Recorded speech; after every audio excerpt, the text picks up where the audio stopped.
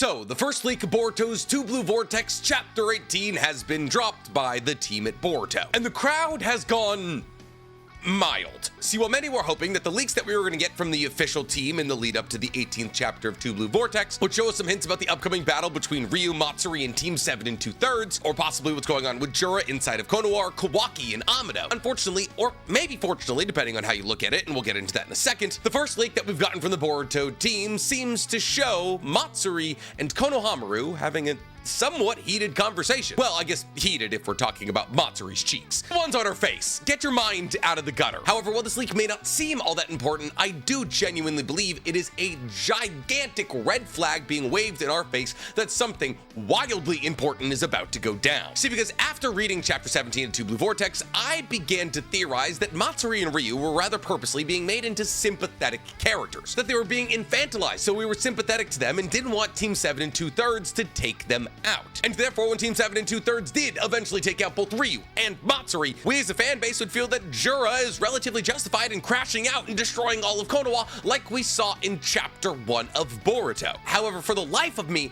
for some reason that theory doesn't feel right. See, there is absolutely writing on the wall that Team 7 and 2/3 is going to take out Ryu and Matsuri, and that's going to kick off the war between the ninjas and the Shinju. But at the same time, that would be one of the most morally gray, devious things that we've ever seen happen in the Naruto universe. And considering everybody in the Naruto universe uses Naruto as a moral compass, I don't know if I can talk myself into that kind of thing happening. And therefore, the more I look at this leak, the more I begin to doubt that Ryu and Matsuri are gonna die at all. And if Ryu and Matsuri don't die at all, how does Konoha get destroyed? Well, today we're gonna be answering those questions and a whole lot more, because today we're talking Boruto will save the Shinju. But before we get to talking about who Boruto will and will not save, guys, please, for me, like this video, subscribe to the page, and hit that noti bell. So, before we get too deep into theorizing about what we're talking about today, let's briefly go over the page that was leaked to us by the Boruto team. In this page, we see that Matsuri and Konohamaru are still sitting next to each other in this scraggly rock formation somewhere in the Land of Wind, having a conversation. And that conversation, seemingly, to us at least, opens up with Matsuri saying, "I don't know why, I guess I was just really nervous. But as I started talking to you, I started to feel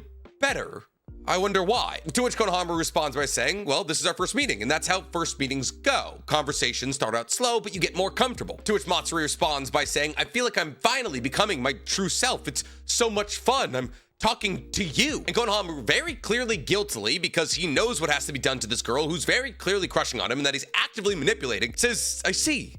Of course. Well, that's a good thing." Which leads to the two of them sitting there in relative silence for a second while Matsuri looks over at Konohamaru, who's sitting next to him, as she says, "Can I call you Konohamaru-chan?" Which, for those of you who don't know, chan is a suffix used in the Japanese language to show affection towards the person you're talking to. It's a casual suffix that you would use at the end of a friend or significant other's name, though a significant other would usually have the suffix of kun, not chan. But still, chan denotes familiarity and comfort. If you were to put it in English, it would be the equivalent of speaking informally, dropping the Mr. from somebody's name and just calling them by their first name. And mind you, that's exactly what's going on here. Matsuri is referring to Konohamaru as Konohamaru and not Saratobi-chan, using his given name and not his family name. And thus this leak seems to show us that the plan to make Matsuri fall in love with Konohamaru and keep her away from Ryu is working perfectly. However, the reason that it's working perfectly is because Matsuri has true and legitimate feelings for Konohamaru. And therefore, this being, who's essentially being set up as a moldable, childlike entity, is not only being given human emotions, but is also acting non-violently and in a way that's relatable. She's being written in a way very similar to Sarada and Sumire when the two of them talk about their conflicting interests in Boruto. And thus, nothing about this leak or last chapter is setting up Matsuri as a character who needs to be eliminated. And that's what's so interesting. See, because let's say, hypothetically, Matsuri was just another person from another village. Kind of like Ada. Ada, when she was initially introduced, was set up as antagonistic. She was evil, and nobody was able to lay a hand on her, especially with Daemon protecting her. However, when it was slowly but surely established that Ada was just a 16-year-old girl with a crush on Kawaki who had loyalty to Konoha at the time, there was a path, specifically a path that was made possible through Naruto, to bring Ada, and therefore by extension Daemon, into Konoha's fold. And therefore people reading this chapter will say, oh, well, if Ada and Daemon were able to be brought into the fold of Konoha, why couldn't Matsuri and Ryu? And that's what makes makes this predicament so incredibly interesting. See, because while Ada and Daemon were absolutely brought into Konoha because they pose a threat too large for Konoha to deal with, and Matsuri and Ryu would kind of be brought in for the same reasoning, Matsuri and Ryu are a different case because Matsuri and Ryu exist in lieu of other established ninjas and characters in this story. See, if hypothetically Konoha said, hey, these two seem innocent, we shouldn't eliminate them, that would be Konoha and the Hidden Sand giving up on Shinki or Moegi ever coming back to life. At least so far as we know. And that's why it's absolutely wild that Ikimoto is currently setting up these characters who are supposed to be antagonistic as sympathetic, because fundamentally they have to be eliminated if we want the original characters back. But to get Moegi and Shinki and Sasuke back to life, these characters who are being set up as powerful kids who have just been molded by an antagonistic force in Jura need to be killed, something that Naruto would never dream of. And this was very purposely laid out for us in chapter 17, as Shikamaru said that Naruto wouldn't do this, but Naruto's not around. So I genuinely, very genuinely ask you the question, what would you do if you were in charge in this situation? Would you eliminate Ryu and Matsuri to bring back Moegi and Shinki? If you would you go about it in the way that Konoha and the Hidden Sand are currently going about it? If you said yes, well, congratulations, you're probably fit for politics, because that is technically the easiest and least messy way to get it done. And technically, it's not the wrong choice. In the same way that the ending of Attack on Titan split the fan base into two sections, those who believed that Eren did the right thing by initiating the rumbling and those who believed that he did not, there are more arguments to be made on both sides of this decision. But I'll tell you right now, Naruto wouldn't have initiated the rumbling, and Naruto would not kill Ryu and Matsuri. And consider the fact that this story exists in the Naruto universe, not only does the universe, but also the majority of the characters in this story abide by the moral code of Naruto, which is why Konohamaru in this leak seems so incredibly perturbed. Yes, in Two Blue Vortex, Konohamaru been set up as kind of a bad guy, a shill for Kawaki and Konoha, 100%. However, at the end of the day, Konohamaru is just doing what he believes is right. Konohamaru grew up idolizing Naruto, and so far as he believes, Boruto killed Naruto. And while that's annoying to us readers who know that Boruto didn't kill Naruto, Konohamaru was supposed to act as a reminder that omnipotence still exists, even though a lot of the main characters of the story aren't affected by it. That doesn't mean that Konohamaru has abandoned his moral code. It just means that he's not intelligent enough or blessed enough to be unaffected by omnipotence. So then some of you are probably asking, well then Nick, if the Shinju need to be eliminated to move the story forward, to do things like bringing Shinki, Moegi, and Sasuke back, why make them sympathetic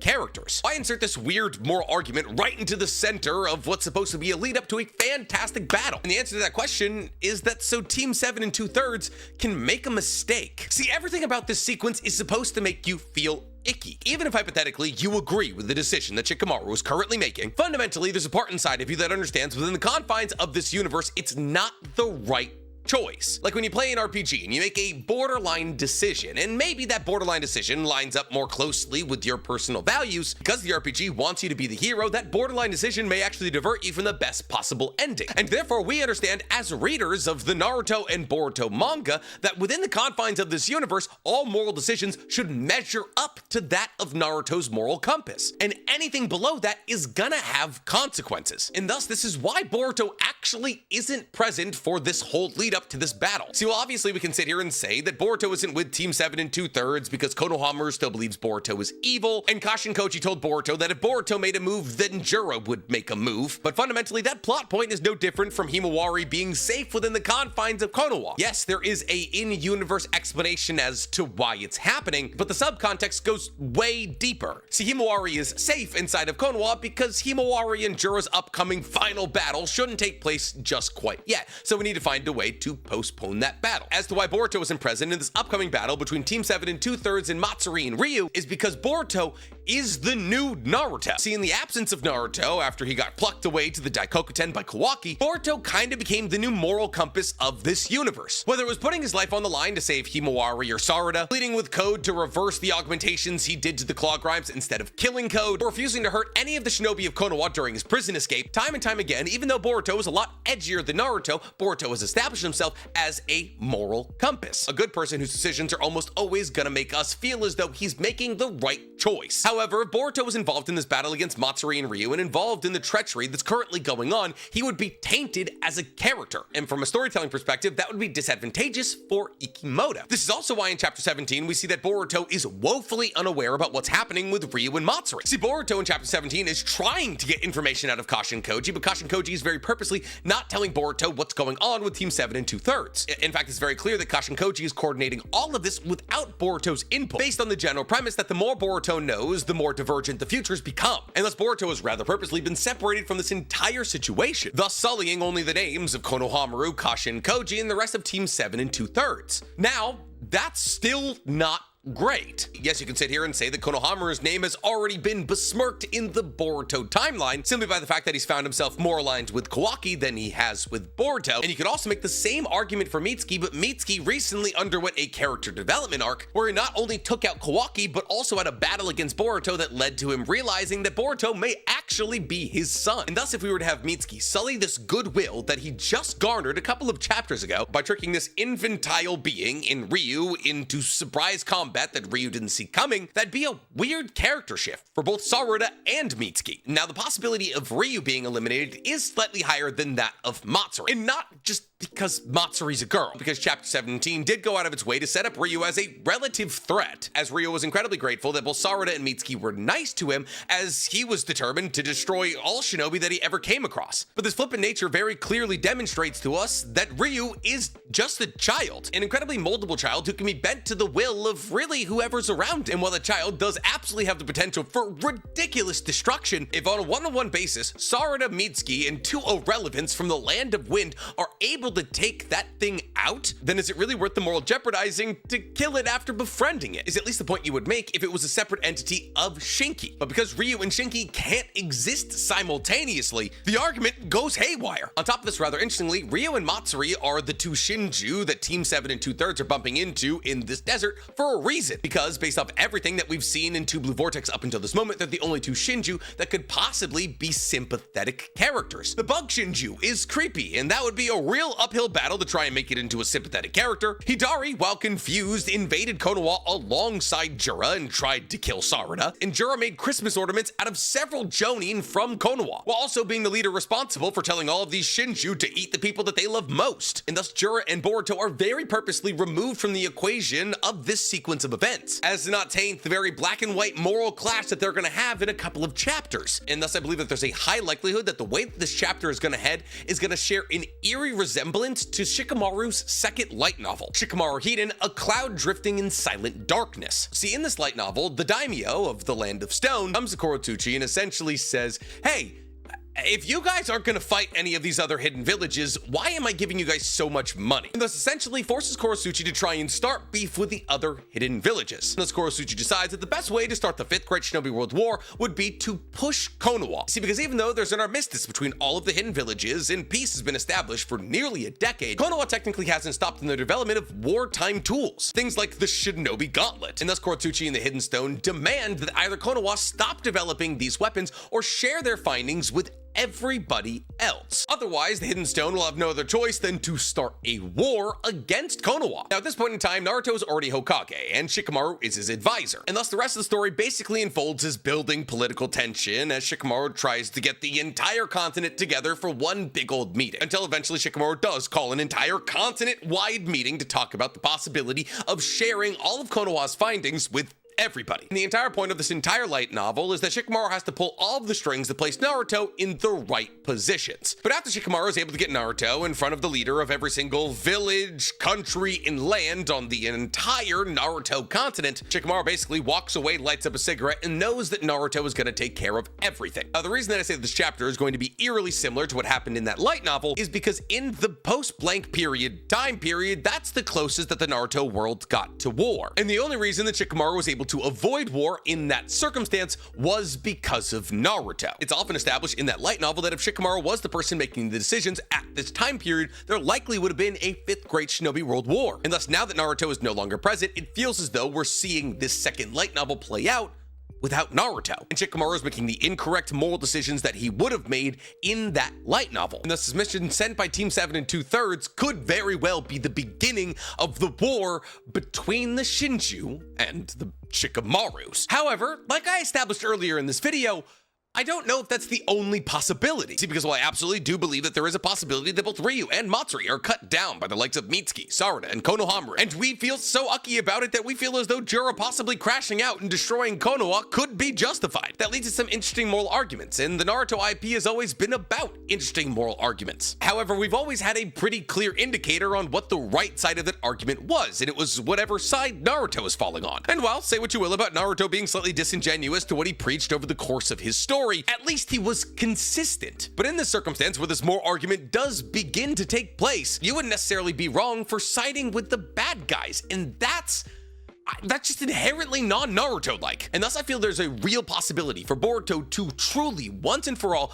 fill the shoes of his father as he breaks onto the scene to save the lives of both Ryu and Matsuri. And while it may not be forever, it could be at least long enough to try and figure out an alternative solution to get Shinki and Moegi back without killing them. However, this also doesn't actually have to be Boruto. See, because while Boruto was absolutely an anomaly within the Boruto universe, so is Sarada. And considering the fact that Sarada wants to be Naruto more than anybody else in the story, if there's one person who shouldn't morally align with this current plan, it should be her. See, if Naruto disagrees with it, if Sarada wants to be Naruto, then Sarada should disagree with it. And therefore, if Sarada were to go through with this plan, it would kind of destroy all of the character building that we've done for her over the years. But then you ask, okay, Nick, if Matsuri and Ryu aren't exterminated by Team 7 2/3, how would Konoha end up destroyed? And to that I say, well, there's really actually no guarantee that Konoha will be destroyed. See, for one, it was established a couple of months ago when Ikimoto and Kishimoto went to some anime convention in Paris. I don't know what it's called. There was a point where I knew what it was called, but I've since forgotten. They established that the beginning of Boruto was actually kind of slapped together. That Kishimoto did not give Ikimoto that much time to get the story started, and therefore things like character design were updated as the story went along because Ikimoto and Kishimoto kind of rushed into their initial designs. On top of this, it was established that while the overarching lore and timeline of Boruto was set up by Kishimoto, Ikimoto rather oftenly actually strays away from this timeline, as Kishimoto said himself that he's the first person to read Boruto whenever it's hot off the presses, because Kishimoto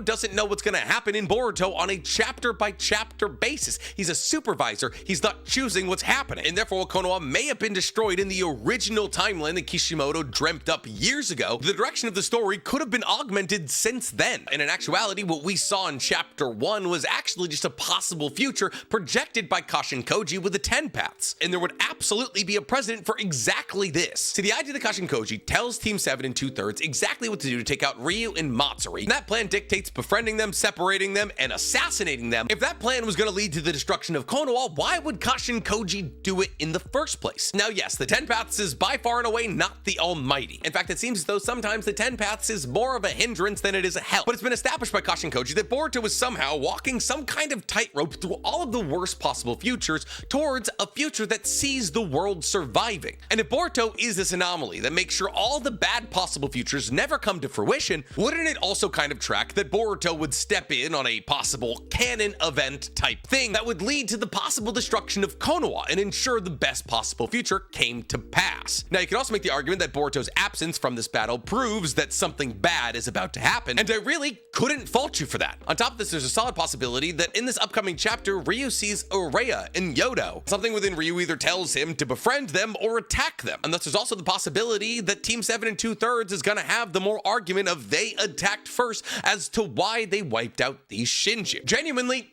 who's to say? But to me, it does not feel as though Shikamaru and Konohamaru's plan is gonna go off the way that they intended. And thus either Boruto or Sarada will step in to make sure that the moral compass is not broken, which could lead to an alternative future from the one that we saw in chapter and episode 1 of Boruto, or the Shinjus could initiate the conflict and Team 7 2/3 will be left with no other option but to squabble. But I'm curious to hear what you guys think. Based off this first leak, what do you think is going to happen in chapter 18 of Two Blue Vortex? Tell me in the comments below. And while you guys are down there, please, for me, like this video, subscribe to the page, and hit that noti bell. Now, if you'll excuse me, I have to plan Danny's birthday party. And don't tell him I said that, it's going to be a surprise. So, shh, contract of silence.